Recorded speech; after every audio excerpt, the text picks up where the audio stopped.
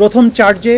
আসামি শেখ হাসিনাকে দোষী সাব্যস্ত করে আমৃত্যু কারাদণ্ড দেওয়া হয়েছে। দ্বিতীয় চার্জে আসামি শেখ হাসিনাকে দোষী সাব্যস্ত করে মানবতা বিরোধী অপরাধের দায়ে 2024 সালের জুলাই অভ্যুত্থান চলাকালে বাংলাদেশে ছাত্র জনতাকে লিথাল ওয়েপন, হেলিকপ্টার, ড্রোন ব্যবহারের মাধ্যমে নিষ্ঠুরতম পন্থায়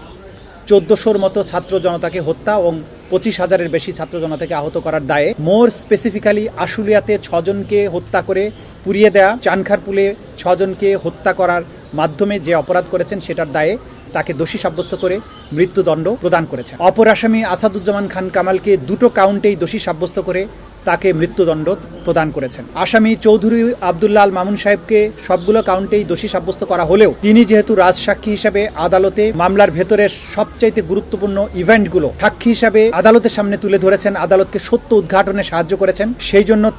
তার ব্যাপারে আদালত লিনিয়েন্ট ভিউ নিয়ে তাকে 5 বছরের কারাদণ্ড দিয়েছেন, যদিও তাকে সকল কাউন্টেই দোষী সাব্যস্ত করা হয়েছে।